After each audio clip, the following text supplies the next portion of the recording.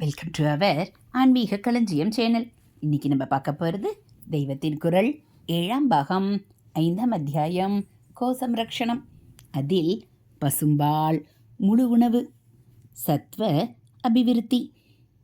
உதாரணமாக அது தரும் பாலையே எடுத்துக்கொள்வோம். லௌகீகமாக தெரிவது அத்தனை ஆகார தினுசுகளுக்குள்ளும் பசும்பால் ஒன்றுதான். ஒரு மனுஷன் ஜீவிப்பதற்கு தேவையான சகல ஊட்டச்சத்தும் கொடுத்து கம்ப்ளீட் ஃபுட், பூர்ண ஆகாரம் என்று சொல்லும்படியாக இருக்கிறது. சாதாரணமாக இப்படிப்பட்ட புஷ்டி ஊட்டுகிற வஸ்து என்றால் அது ஜீரணிப்பதற்கு சுலபமாக இருக்காது.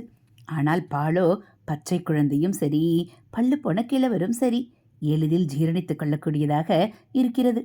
மிகவும் பலகீனனான நோயாளிக்கும் உரிய ஆகாரமாக அது இருக்கிறது. அலௌகிகமான வைதீக பார்வையில் பார்த்தாலோ அந்த பாலுக்கே சத்வ குணத்தை அபிவிருத்தி செய்கிற தன்மை இருக்கிறது.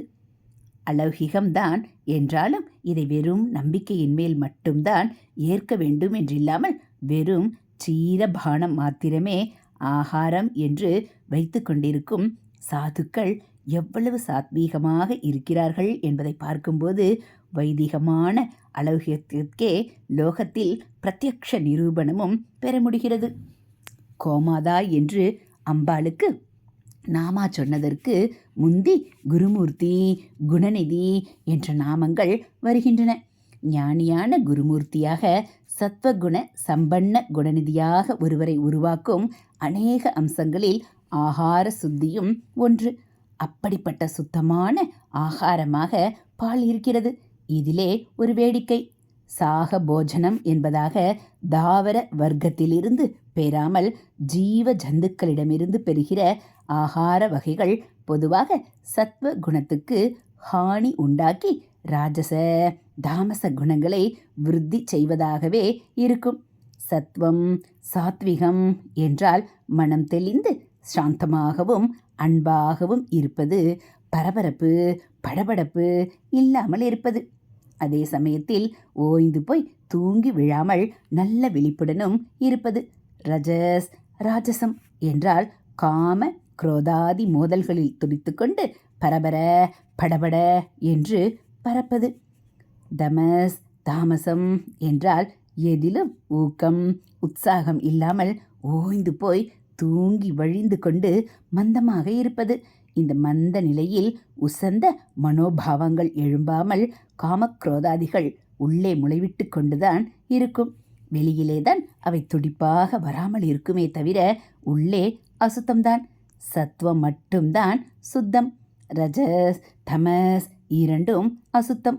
ஒரு ஜீவ ஜந்துவிடமிருந்து பெறுகிற ஆகார வஸ்து என்றால் அது ராஜச தாமச போக்குகளை உண்டாக்குவதே பொது இயல்பு. பசும்பால் ஜீவ ஜந்துவிடமிருந்து பெறுகிறதுதான். அது இரத்தத்துக்கே சமானம். அப்படிப்பட்ட ஒன்றை ஆகாரம் பண்ணுவது சத்வ குணாபிவிருத்திக்கு ஹானி உண்டாக்குவதாக இருக்கும் என்பதோடு அஹிம்சா போஜனத்துக்கும் விரோதமானதாக தோன்றுகிறது. ஆனால் நம்முடைய சாஸ்திரங்களோ அஹிம்சையையே பரம தர்மமாக கொண்டவனும் மனம், குணம் என்பவை அறவே அற்று போகாமல் இருந்து கொண்டிருக்கிற வரையில் பரம சாத்விகனாகவே இருக்க வேண்டியவனுமான சந்நியாசிக்கும் சீரபானத்தை அனுமதித்திருக்கின்றன. இரத்த மாம்சம் என்றே தள்ளத்தக்க ஒன்றும் பரம பரிசுத்தத்தை உண்டாக்குவதாக பசுவிடம் இருக்கிறதென்றால் அது எப்பேற்பட்ட தெய்வத்தன்மை பெற்றதாக இருக்க வேண்டும். ஹரஹர சங்கர, ஜெய ஜெய சங்கர. அடுத்து விஸ்வபிரேமைக்கு இருப்பிடம். சந்நியாசியுடைய ஆகாரத்தில் 2 அம்சங்கள். ஒன்று, அது அவனுக்கு சத்வ குணத்தை வளர்த்து கொடுக்க வேண்டும் என்பது. இன்னொன்று, அந்த ஆகார வஸ்து ஏதோ ஒரு பிற ஜீவனுக்கும் ஹிம்சை விளைவிக்காமல் பெறப்பட்டதாக இருக்க வேண்டும் என்பது. கோச்சீரத்தில் இந்த 2ம் பூர்த்தி செய்யப்படுகின்றன. அது சத்வத்தை புகட்டுவதாக உள்ளது. அதை கோவிடமிருந்து கிரகிப்பதில் அந்த கோவுக்கு ஹிம்சையும் இல்லை. பகவத் சிருஷ்டியிலேயே அது விஸ்வபிரேமைக்கு ஒரு இருப்பிடமாக உண்டாக்கப்பட்டிருக்கிறது. அதனால்தான் மமல்கள் எனப்படும் பாலூட்டிகள் ஜீவ ஜந்துக்களில் கோவுக்கு மட்டுமே தன்னுடைய கன்றுக்கு தேவைப்படுகிற அளவுக்கு மாத்திரமின்றி அந்த அளவுக்கு உபரியாக மற்ற மனுஷியர்களுக்கும் கொடுப்பதற்கு வசதியாக நிறைய பால் சுரக்கிறது. ஒரு பசு கொடுக்கக்கூடிய அவ்வளவு பாலையும் அதன் கன்றே குடித்தால் அந்த கன்றுக்கு வயிறு முட்டி வாந்தி செய்ய ஆரம்பித்து விடும். இதிலிருந்து தெரிவது என்ன? நேராக தான் ஈன்ற கன்று என்ற ஒன்றை முன்னிட்டே சுரப்பு விட்டாலும் அது நம்மை போன்ற மற்ற மனுஷர்களுக்கும் இயற்கையாகவே தாயாயிருந்து போஷாக்கு பண்ண வேண்டும் என்பதே பகவத் சங்கல்பம் என்றுதானே தெரிகிறது.